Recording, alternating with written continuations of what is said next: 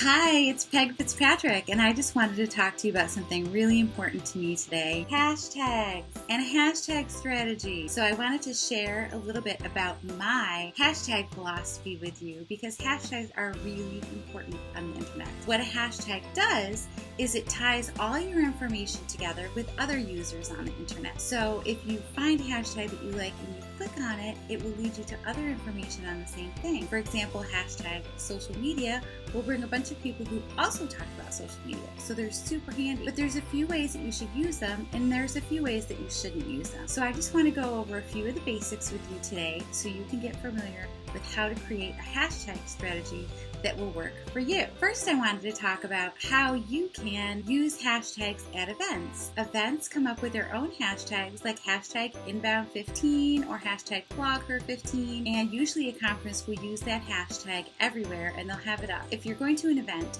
you definitely want to check to see what the official hashtag is so you can join in and get your tweet seen with everybody else's. Some conferences actually count them up and see who's got the most tweets for the conference or the most mentions. So that's a great way at an event to be seen the most by tweeting a lot and using the appropriate hashtag. Another way you can use hashtags is through user-generated content or UGC. User-generated content is content that people who are your fans tweet about you. So for example, Mercedes has a huge fan base and they use a hashtag that they share with their users, and people tweet their photos with their favorite Mercedes that they see out in the world, and Mercedes will sometimes take these photos and share them on their own Instagram account to their 700,000 followers. So it's these great photographers around the world that get more exposure because the brand share their photos. So look for ways that you can reach your own fan base by creating a hashtag that other people would want to use. That's one of the keys for using a hashtag properly. You don't want to do a hashtag like hashtag Peg's Tips, because while it might tie all your tips together, what it doesn't do is why would someone else want to use that? Who would want to use that? Everybody named Peg? It's not very many people. What you want to do instead is to find a hashtag that everybody would like to use or would feel comfortable using so it's usable for more people than just you. Coming up with something that's more universal will help more people use it, more people find it, and have it spread and grow. A few other tips for hashtags are: make sure that you use something that's easy to spell, that's not too long, that isn't embarrassing when you spell it out. Look at it to make sure that there's not some embarrassing word in the middle, because that could be bad for your brand. Make sure when you use a hashtag that it isn't being used for something else. So before you jump into a hashtag, check and see what the topic is before you join in,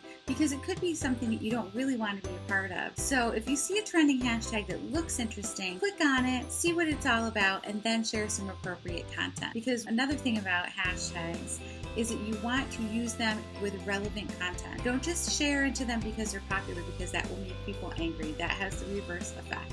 So make sure that you're using something appropriate, you're sharing something relevant that adds to the hashtag and to the conversation, the hub of Instagram conversation, and that will help you go a long way with your hashtags.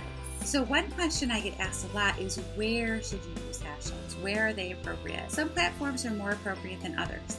So on Twitter, you can use one or two hashtags. Facebook, you could use one or two hashtags. Google Plus, you can use as many hashtags as you want. I put mine down at the bottom of the post, and as long as they're relevant and related to the post, I add them at the bottom. I've never had any complaints. Instagram, you can use up to 30 hashtags, but don't ever use 30 hashtags. It's way, way too much. What you want to do instead is to use 10 to 11 hashtags and put them in the comments on the post. The reason that you want to put them in the comments instead of at the top in your description is so when you write your description, it looks nice. You have like 3 or 4 lines of information, and then you post it, and then later you put it in your comments. So when people scroll like they do on Instagram, your hashtags won't make your image and your post look spammy. It can take up a lot of space if you put too much hashtag content in your post. So if you just write your nice text with your photo and then later add your hashtags into a comment, I think that you'll see that they work a lot better. And for some reason, 11 is the magic number of hashtags. I'll research who it was that said that and put a link to the article in the description for this post. I also wanted to make sure that I told you that Pinterest hashtags are not supported. And what that means is that Pinterest doesn't support hashtags if you click click on it, it may bring you to a general search for that word, but it is not grouping everything together like hashtag search. Pinterest is guided search. It's not a search engine like Google. Those two things are very, very different. Pinterest likes to help you find great things, and Google takes you to the most relevant topic. They are set up very, very different. They have different algorithms, and Pinterest has said specifically that they do not support hashtags. Also, on promoted posts, you can't use hashtags or they won't approve them. So Pinterest is really, they haven't come out and said don't use hashtags anywhere, but they don't support them in search, and they ask you not to use them on promoted posts. A couple of the engineers' articles have said that Pinterest hashtags can hurt you in the smart feed. So since they don't work, and since they're not helping you in the smart feed, there's really no reason at all to use hashtags on Pinterest. Keywords are still very important, so if you have important words that are related to your content, add those into your Pinterest description. Just don't put a hashtag in front of the word. You can do it. Don't hashtag on Pinterest.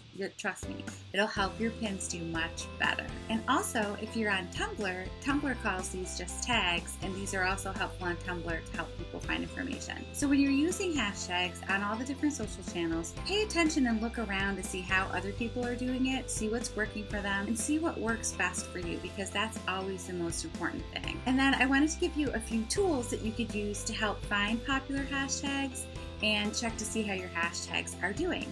So one that I specifically like is called Social Mention. There's also Tagify, Tagboard, and I like to use Sprout Social for my social media, and you can also search hashtags in there and get a lot of great information. In Hootsuite, you can also search by hashtag. You can also use hashtags as a search mechanism on all the networks that do support it, such as Twitter, Google+, and Facebook, and you can find related hashtags there. I like to go on Instagram search and type in a hashtag and see what other related content comes up to find other cool new hashtags to find. So I hope that this helps you learn a little bit more about hashtags and how you can use them in your social media to help people find your content, to help you find other people's content, and basically just to connect with more people on social media for you, your brand, or your blog.